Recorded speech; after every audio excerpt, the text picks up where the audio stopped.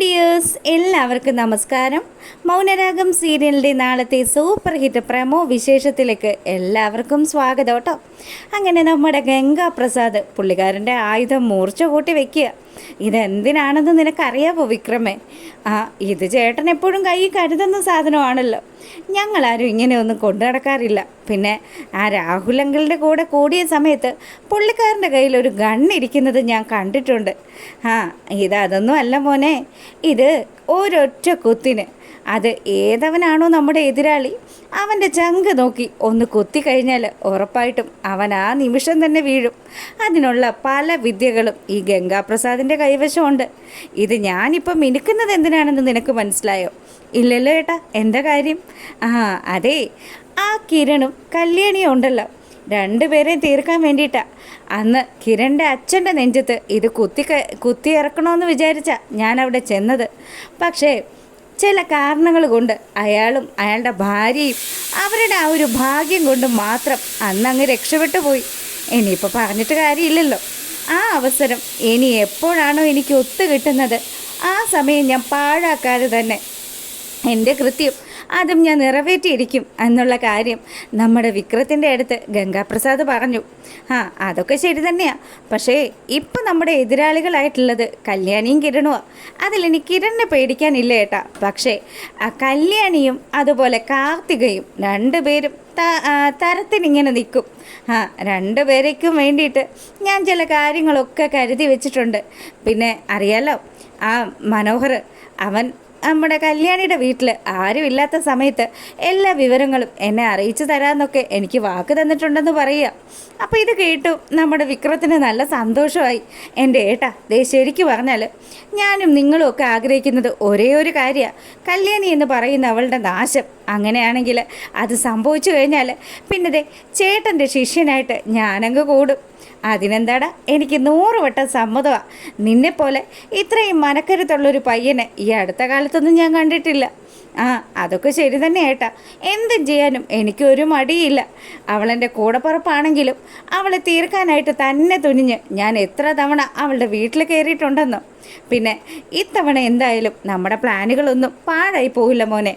ആ രീതിയിലെ കാര്യങ്ങളൊക്കെ ഞാൻ പ്ലാൻ ചെയ്തു വരുന്നത്. കിരണും കല്യാണിയും വീട്ടിൽ തനിച്ചാകുന്ന നിമിഷം മനോഹർ എനിക്ക് ന്യൂസ് തരും. അങ്ങനെയാണെങ്കിൽ അതിൻ്റെ അടുത്ത സെക്കൻഡ് ആ ദിവസം അന്ന് തന്നെ അവരുടെ രണ്ടുപേരുടെയും കഥ കഴിക്കുന്ന കാര്യം അത് ഞാൻ ഏറ്റു. അതും വളരെ വിദഗ്ധമായിട്ട് തന്നെ ആ കർമ്മം ഞാനങ്ങ് നിറവേറ്റുമെന്ന് ഗംഗാപ്രസാദ് പറയുക. അങ്ങനെ ആ ഒരു സീൻ കഴിയുമ്പോഴാണെങ്കിലോ നമ്മുടെ കിരൺ കല്യാണിയോട് ഉപദേശിക്കുക. അതെ മോളെ കല്യാണി, നീ ഇനി പുറത്തു പോകുന്നതൊക്കെ ഒന്ന് കുറച്ചോ. ഇല്ലെങ്കിലുണ്ടല്ലോ, ആ ഗംഗാപ്രസാദ് ഇന്ന് വഴിയിൽ വന്ന് നിന്നെ ഭീഷണിപ്പെടുത്തിയില്ലേ, അതേ മട്ടിൽ അവൻ ഇനിയും എന്തെങ്കിലും കാര്യങ്ങൾ ചെയ്യും. അറിയാലോ, പട്ടാപ്പകൽ വീട്ടിൽ കയറി ആക്രമിക്കാനൊന്നും ഒരു മടിയില്ലാത്തവനാ. അല്ലേ പിന്നെ അന്ന് ശാന്തേച്ചി ഞാനും മാത്രം ഈ വീട്ടിലുള്ളതെന്ന് മനസ്സിലാക്കിയിട്ടല്ലേ അവൻ അന്ന് കയറിയത്. അതുകൊണ്ട് നീ പ്രത്യേകം ശ്രദ്ധിക്കണം. ഇല്ല കിരണേട്ടാ, അവൻ എന്തായുധം കൂടെ കരുതിയാലും അവനെ തീർക്കാനായിട്ട് ഞാൻ ചില കാര്യങ്ങളൊക്കെ കരുതി തന്നെ വെച്ചിരിക്കുന്നത്. കയ്യിൽ എന്തു കിട്ടുന്നോ അതാണ് എൻ്റെ ആയുധം. ആ ആയുധം വെച്ച് ഞാൻ അവനോട് പൊരുതും. എന്തായാലും എൻ്റെ കാർത്തിക ചേച്ചിയുടെ ജീവൻ എടുക്കാൻ വന്നവനെ അങ്ങനെ വെറുതെ വിടാൻ പറ്റില്ലല്ലോ. അവനെ അപ്പുറത്തെ ബഗാസുരം കിടക്കുന്ന രീതിയിൽ തളർത്തി കിടത്തണം. അവനെ പോലെ ഉള്ളവനൊക്കെ ഒരുപാട് പാഠം പഠിക്കാനുണ്ട്. എന്തായാലും ഒറ്റയടിക്ക് അവനെ കൊല്ലാൻ ഞാൻ ഉദ്ദേശിക്കുന്നില്ല എന്ന് നമ്മുടെ കല്യാണി പറയുക. അപ്പോൾ കിരൺ പറയുന്നുണ്ട്, അതൊക്കെ ശരി തന്നെയാണ്, നീ അത്യാവശ്യം ധൈര്യശാലിയാണെന്നൊക്കെ എനിക്കറിയാം. പക്ഷേ ഇതൊന്നും അല്ല മോളെ, അവനാൾ നല്ല ഒന്നാന്തരൊരു തന്ത്രം അത്രയധികം ആ കുറുക്കൻ്റെ ഒരു മൈൻഡുള്ള ഒരുത്തനാണ്. പിന്നെ അവന് സഹായികളായിട്ട് നമ്മുടെ ബഗാസുരനും അതുപോലെ വിക്രവും ഒക്കെ ഉണ്ടല്ലോ. അതുകൊണ്ട് പ്രത്യേകം കരുതണമെന്ന് അവനൊരു മുന്നറിയിപ്പ് കൊടുത്തു. അങ്ങനെ ആ ഒരു സീൻ കഴിയുമ്പോഴാണെങ്കിലോ എല്ലാം പൊളിഞ്ഞ് പാളീസായിട്ട് നമ്മുടെ മനോഹരത വീണ്ടും സരയുണ്ട് വീട്ടിലേക്ക് കയറി വരിക. ഇനി പോകാൻ വേറെ സ്ഥലമൊന്നുമില്ല. കയ്യിലുള്ള പൈസയൊക്കെ പല ആൾക്കാർക്കായിട്ട് പല വഴിയിൽ അതൊക്കെ ചിലവാക്കുകയും ചെയ്തു. ഇനി എന്ത് ചെയ്യും? മറ്റു മാർഗങ്ങളില്ലാത്തത് കൊണ്ട് സരയു മാത്രമാണ് തൻ്റെ ഏക ആശ്രയമെന്ന് വിചാരിച്ച് മനോഹർ ആ പടി കിടന്ന് വരുമ്പം ശാരി ഉമ്മറത്ത് തന്നെ നിൽക്കുക. അല്ല, നീ എന്താ ഇവിടെ? ഞാൻ എന്താ ഇവിടെ എന്ന് നിങ്ങളോട് പ്രത്യേകം പറയണോ? നിങ്ങൾക്കറിയില്ലേ ഞാൻ എന്തിനാ ഇവിടെ വന്നതെന്ന്? എൻ്റെ ഭാര്യയും കുഞ്ഞും ഇവിടെയല്ലേ ഉള്ളത്. അപ്പോൾ പിന്നെ ഞാൻ എങ്ങോട്ടാണ് പോവേണ്ടത്? എടാ, ഇന്നത്തെ ദിവസം നീ ഈ വീട്ടിൽ നിന്ന് പോവാന്ന് വാക്ക് തന്നതല്ലേ? ആ, അങ്ങനെ വെറുതെ പോകാനൊന്നും പറ്റില്ല. നിങ്ങളുടെ ഭർത്താവിനോട് ഞാനൊരു 2 കോടി ആവശ്യപ്പെട്ടല്ലോ. ഓ, അതിനല്ലേ നിൻ്റെ കയ്യിൽ 7-8 കോടി ആ വന്ദനയുടെ അച്ഛൻ തന്നത്. ദേ പെണ്ണുപിള്ള, കാര്യങ്ങളൊക്കെ മനസ്സിലാക്കിയിട്ട് നിങ്ങൾ ചുമ്മാ പൊട്ടം കളിക്കല്ലേ. അവിടെ വെച്ച് ആ വന്ദന വരുണാണ് എന്നുള്ള കാര്യം നിങ്ങളും കണ്ടതാണല്ലോ. അങ്ങനെയാണെങ്കിൽ പിന്നെ അവന്മാർ തന്ന ചെക്ക് അത് വണ്ടി ചെക്കാകാനല്ലേ സാധ്യത. എന്തായാലും എനിക്ക് മറ്റൊരു കേന്ദ്രം കിട്ടുന്നത് വരെ ഈ വീട്ടിൽ തന്നെ ഉണ്ടാകും. അതുവരെ എന്നെ സഹിച്ചേ പറ്റുള്ളൂ. അതുവരെ നിങ്ങളുടെ മകൾ സത്യങ്ങളൊന്നും അറിയണ്ടെങ്കിൽ ദേ എന്നെ അങ്ങോട്ട് സ്നേഹിച്ചോ. മരുമകനെ പൊന്നുപോലെ തന്നെ സ്നേഹിക്കണമെന്ന് അവൻ പറയുക. അങ്ങനെ ഇവിടെ ഈ കാര്യങ്ങളൊക്കെ നടക്കുമ്പം ദാ നമ്മുടെ കല്യാണി അവരുടെ വീട്ടിൽ ജനാലയിലൂടെ നോക്കുമ്പം നമ്മുടെ മനോഹറും ശാരിയും കൂടി നിന്ന് സംസാരിക്കുന്ന കാഴ്ച കാണുക.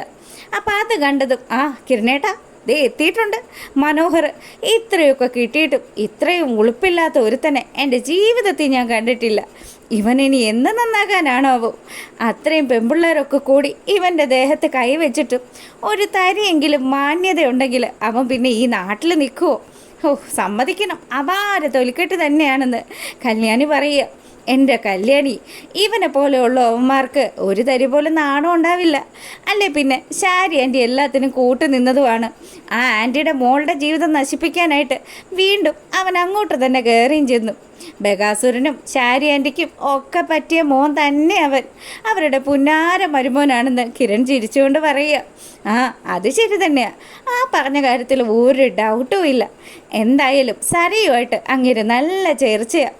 പിന്നീടാണെങ്കിലോ തൻ്റെ കെട്ടിയും വന്നതറിഞ്ഞിട്ട് സരി ഓടിപ്പാഞ്ഞ് നമ്മുടെ മനോഹറിൻ്റെ അടുത്തേക്ക് വരിക. അപ്പം മനോഹറാണെങ്കിൽ ആ മോളും എന്തുണ്ട് കുഞ്ഞെവിടെയെന്നൊക്കെ ചോദിക്കുക. മനുവേട്ടാ കഷ്ടമുണ്ട് കേട്ടോ. എവിടെയെങ്കിലും പോയി കഴിഞ്ഞാൽ മനുവേട്ടനെ എന്താ വിളിക്കാത്തത്? അതോ, ഞാൻ പല പല മീറ്റിങ്ങുകളിലായിരുന്നല്ലോ. ഞാൻ പറഞ്ഞില്ലേ ഒരാഴ്ച കഴിഞ്ഞേ വരുള്ളൂ എന്ന്. പിന്നെ എനിക്ക് അവിടെ ഇരുന്നിട്ട് മനസ്സുറയ്ക്കുന്നില്ല. മോളെ നിന്നെയും കാണണമെന്ന് ഭയങ്കരമായിട്ട് ആഗ്രഹം തോന്നി. അതാ ഇങ്ങ് പോകുന്നത്. എൻ്റെ മനുവേട്ടൻ്റെ സ്നേഹം എന്നൊക്കെ പറഞ്ഞ് സാറേ വലിയ കാര്യത്തിന് മനോഹർ പറയുന്നതൊക്കെ കേട്ട് അങ്ങനെ നിൽക്കുക. അപ്പോൾ അതാ നമ്മുടെ മനു ആണെങ്കിലോ വേറെ പോകാൻ സ്ഥലമൊന്നുമില്ല. അതുകൊണ്ട് ഈ നശിച്ച വീട്ടിലേക്ക് വീണ്ടും വരേണ്ടി വന്നത്. ഇനിയിപ്പം ഇവളുടെ ബാക്കിയുള്ള സ്വർണം കൂടി എങ്ങനെയും കൈക്കലാക്കണം. അതിനുശേഷം തനിക്ക് പറ്റിയ ഒരു താവളം കണ്ടെത്തിയിട്ട് അങ്ങോട്ടേക്ക് മാറണം. അതുവരെ ഇവളെ അങ്ങ് സ്നേഹിച്ച് കൊല്ലണം. അപ്പോൾ സരയുവാണെങ്കിലും മനോഹർ വന്നതുകൊണ്ട് വലിയ സന്തോഷത്തിൽ ശാരിയോട് പറഞ്ഞു, അമ്മേ മനുവേട്ടന് ഇഷ്ടമുള്ളതൊക്കെ ഉണ്ടാക്കണം കേട്ടോ. മനുവേട്ടന് എന്തായാലും ഇനിയിപ്പം പെട്ടെന്നൊന്നും പോവില്ലായിരിക്കും. ഇല്ല മോളൂ,